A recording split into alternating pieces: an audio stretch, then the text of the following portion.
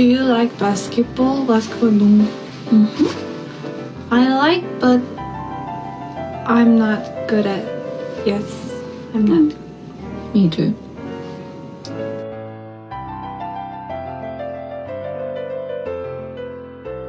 You're disgusting. Hello, everybody. Welcome back to the State of the League podcast, Patreon edition, the only NBA podcast that we usually deplatform the Bulls, and we'll still deplatform them this week. It's just they've definitely made it difficult with a win. No, not for me. I'm your host, Jack, a.k.a. Yoke's Joestar. With me, as always, the world-famous Pablo Escobar. Pablo, how are you doing today?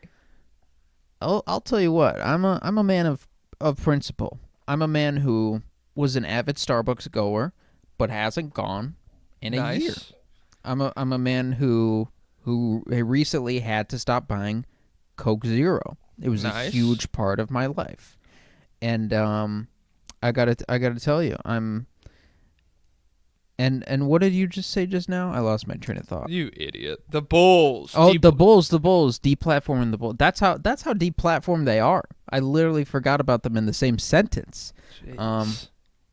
The deplatforming the Bulls has been the easiest boycott of my entire life. If I had to rank those in order of coming back, Coke Zero 1, Starbucks 2, and then the Bulls coming back 3. I need There has to be change. I cannot watch this team. Not drinking Coke or not going to Starbucks. That's like depriving yourself of something you enjoy. Not watching. Oh my god, the Starbucks the Bulls. warmed up brownie. Oh my god. Not watching or talking about the Bulls is like, oh no, I can't eat a bunch of nails this week. Damn it. Oh man, I was so excited to eat a big bowl of nails, and instead I just don't get to do. Oh, rats. It's like you're feeding a stray cat, but they keep running away and getting in fights, and you're like, if you would just stay here and let me feed you, you'd get up to 100%. But no, actually no, it's more like a caveman he eats the cat.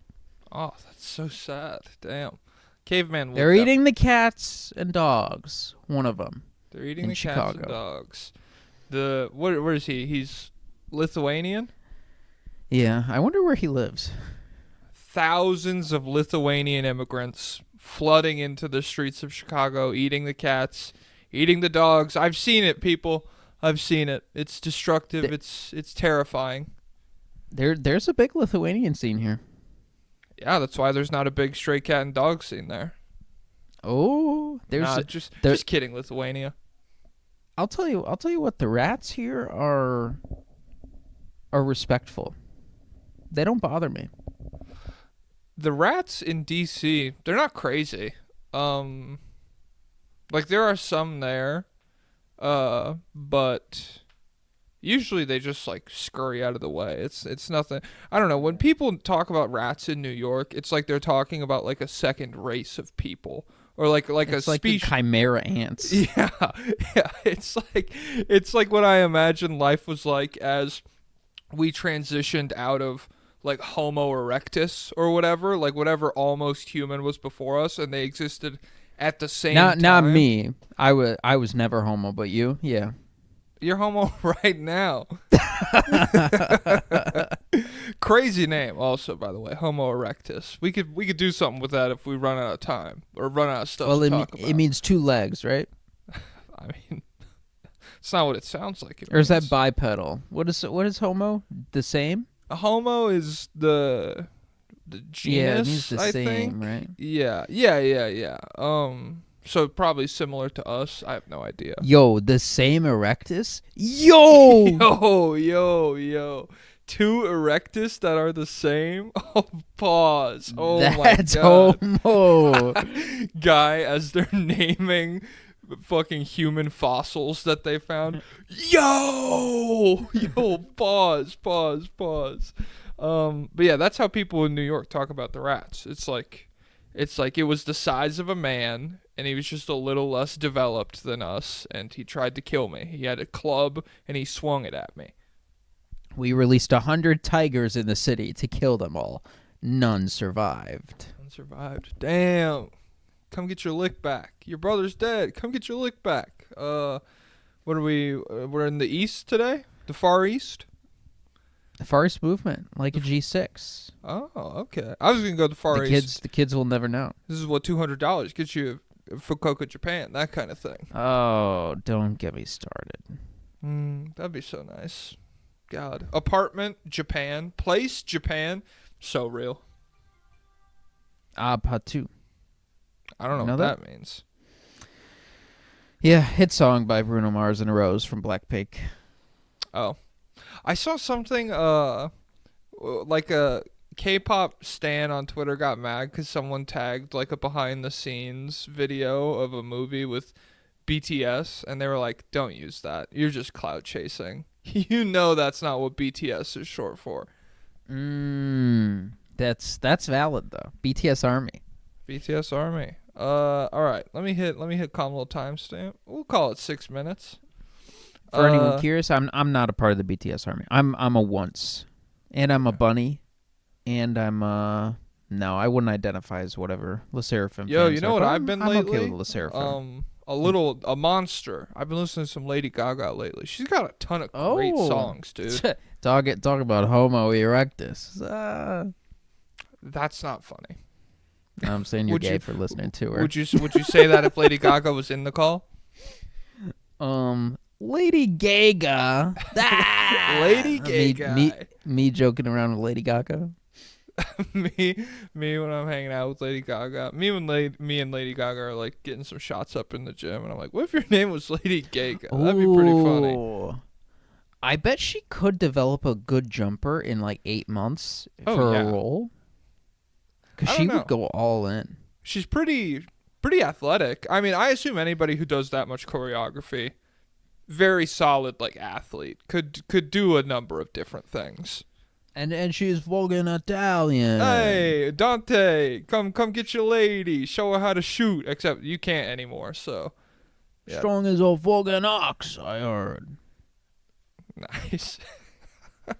It's crazy. A Star Is Born, they were so OTP that their relationships ended, but then they never got together. It was a role. It was fake. But then why'd Bradley Cooper's wife leave him? Why'd they break up? And why'd Lady Gaga and her man break up? He was probably he was probably always watching the Hangover trilogy. Oh, okay. He was like, these movies are so good. I love watching my own movies. Sorry, you people go. Like Lady Gaga is like a mysterious, like regal person, and she would be into someone like that, I bet. Maybe Bradley Cooper wouldn't stop doing the Rocket Raccoon voice around the house. It's not cheating, it's acting. Oh, man. Paul Mescal, Daisy Edgar Jones, another duo that's never dated. Comment down below if you think they ever will, or if they're... Comment down below if you think they want to, or if they're actually platonic soulmates. Comment down below if you think... Oh, did you see the... Okay, we should get into the Cavs stuff in a second. We're 8 minutes in, but... Did you see the Shameik Moore stuff online? Yeah, at first I felt bad because I was like, okay, she's just piling on. But then she was like, I asked him to delete it, and he said no. So I was like, okay. Yeah. Okay. Then what is going on with this guy? You know, I had the exact same arc where like I watched the video she made, and she was just like, no, I asked, and it's still up, and he's fucking weird. And I was like, yeah, well, you know. That's cringe. That's an insane thing to do. And especially the fact that it was taken a year ago. Like, it wasn't like he was like, damn, new fit pics just dropped. I look so hard in these, man. Let me get these up real quick. No, it was like, let me go back in the archives and find this specific moment where I'm with, who did she play in whatever Spider-Man movies? She was Gwen Stacy? Was she Gwen Stacy? I don't even know. She was Peter's love interest before MJ, but I feel like she wasn't Gwen Stacy. Well, I mean, whatever. We're not nerds. We don't care about comics. Superman trailer looked kind of fun, though. I'll say that. Do you want to get into Cavs? Yeah, let's talk ball. I'm in jock ball. mode. Yeah, Talk ball, no Homo erectus. Hey! Friggin' testicles. Oh, the Cavs.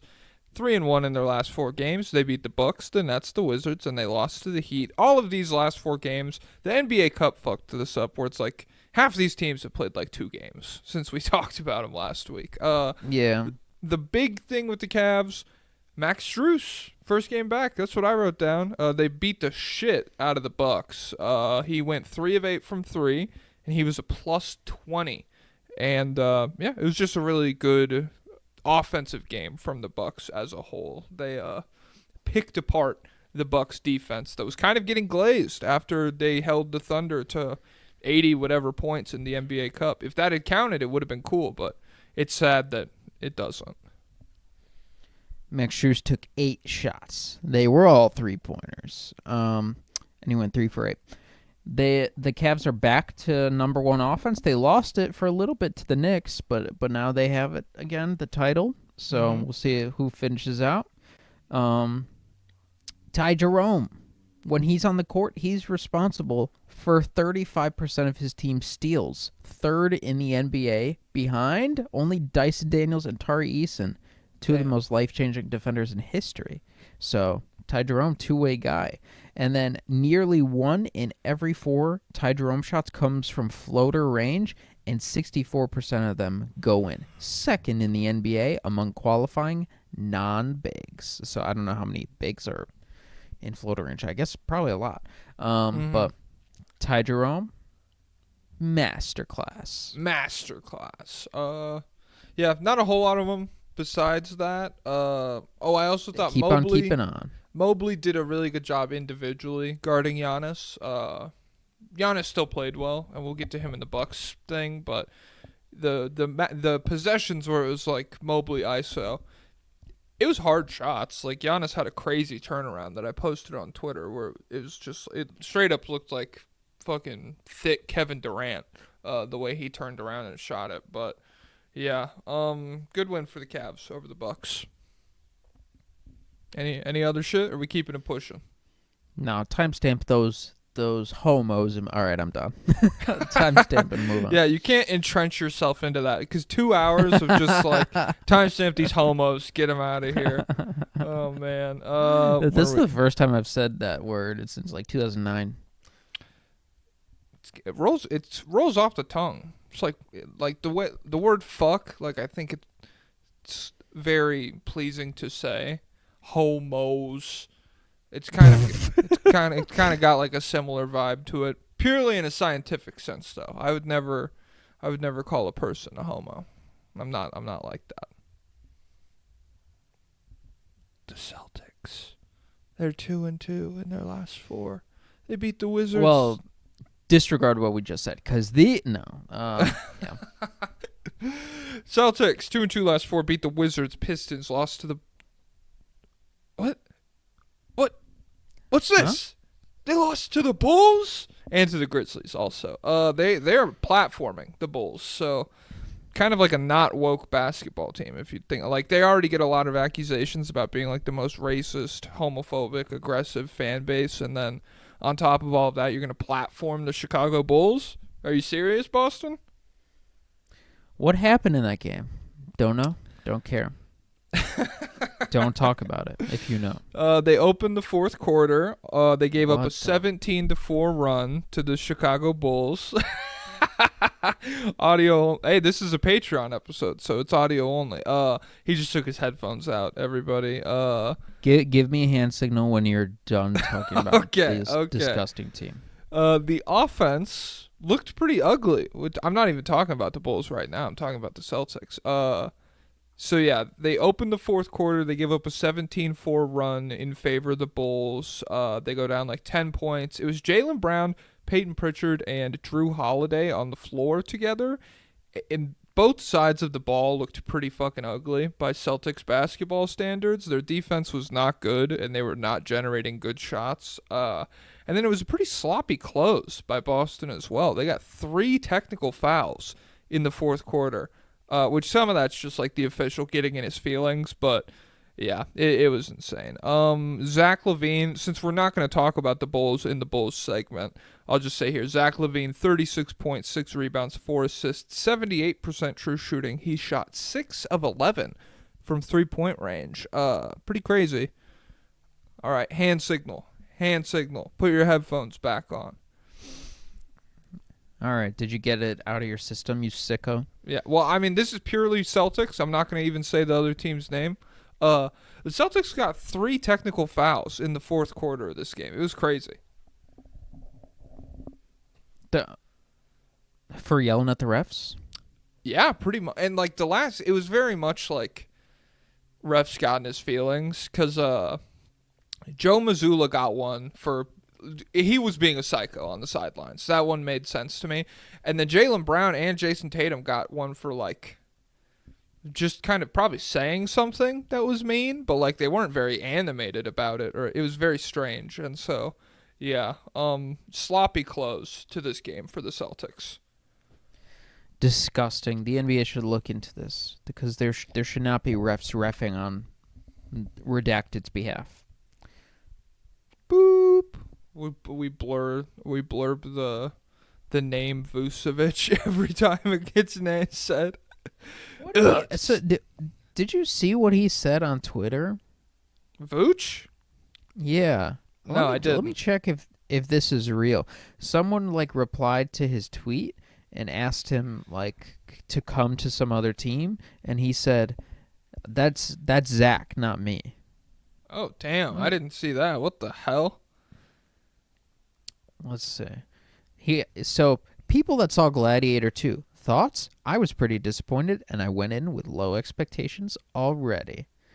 And then someone said, "You should watch that movie in Denver. Heard it's great here." And then he said, "You're thinking about Zach. This is not him." Oh, that's fun. Okay, it makes more sense with the Denver specific thing. That makes more sense. If it was just like you should get traded and watch it somewhere else, for him to be like, "Nah, that's Zach. He's just desperate to get out of here." That would be kind of crazy. But yeah. Friend of the program, Lisco, replied and said, "Do you like anything? Like, what movies do you like?" And then he said, "The first Gladiator, for example, one of my favorites. 7, Silence of the Lambs, Lord of the Rings trilogy, The Dark Knight, Star Wars, except the last 3, Leon the Professional." Oh. So Vooch has some dark thoughts. Oh, I tried to watch Leon the Professional. Not to go like full movie. Is that the pedophile movie? Yes, it was. And what sucks is like, I love a movie where it's like, we're in New York, it's the 90s, and the city is like a character. The city is alive, and it's like, that's fun. That's a vibe. And it does that so well. Like the first 45 minutes of the movie are so good. And then out of nowhere, it's just like, here's Natalie Portman. She's 13 years old. We are going to show you a bunch of like borderline sexual scenes with her. And they changed the script so that Leon, the professional titular, doesn't like actually have romantic feelings for her. But especially considering the director is like straight up a pedophile, I'm pretty sure. I do not know how people watch that. Is that movie, Woody man. Allen or whatever? I don't think it's Woody Allen. I think it's someone else that's bad. Let me see. Oh, the dude, Roman or something? That might be it. Might be Roman Polanski. Leon the Professional director. That's the guy who was a pedophile who like a bunch of actors signed a petition to like keep him in Hollywood, right? Yeah. Guys, look up the people who signed that petition. It's the most depressing list in the world. The director of this movie is Luc Besson. He's a French guy, but he is bad. I know for sure that he's fucking weird. Yeah. Okay. So No, this is normal in France. No. Let me ask Victor Wembanyama that. I bet he says no. No, this is disgusting. No, this is. I mean, we are regular people over here. Imagine we did the Celtics. Wemby if he was killing. How There's not a neck in the world he couldn't strangle with one hand. He'd be the greatest killer of all and time, from dude. far away. Oh, that'd be crazy. He would have to lean down though. That'd be an obstacle. Yeah, lower back problems. All right, and that was the trailer for this week's Patreon episode of the State of the League podcast. You can go to patreon.com/State of the League to find this episode, plus every other one we've ever put up on there. Join a Discord and get access to a bunch of different fun perks, as well as supporting me, Jack, Jokic Joestar, as well as Pablo Escobar financially. So thank you very much. Go check that out, please, and thank you.